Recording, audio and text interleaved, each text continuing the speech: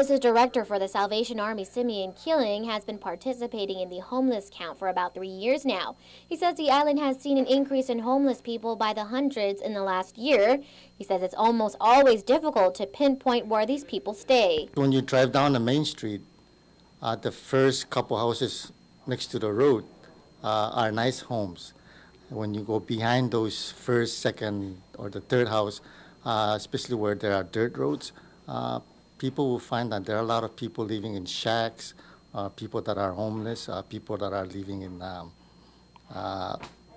homes that are not, fit for people to live in. Social worker for the Department of Veterans Affairs and chairperson of the Guam Homeless Coalition, Greg Borja, says they're mandated by HUD to complete the count. Approximately 130 volunteers have already signed up. What we've seen is it's not mandated to be done yearly, but Guam Homeless Coalition has identified the need to do it. It's a major problem because the issue that we see is out of sight, out of mind.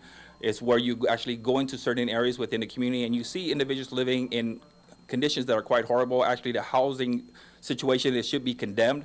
Guam receives federal dollars, and with the military buildup set to take place in the next several years, Borja says the island needs to obtain more funding for affordable housing and services for the homeless. He says homelessness doesn't discriminate. We see children as young as less than a year old, newborns living in substandard conditions, and we can't fault the family because they're doing the best they can with the means that they do have. The data collected on that day will be used by homeless service providers, the community, and policymakers in developing programs and facilities to assist and benefit our homeless population.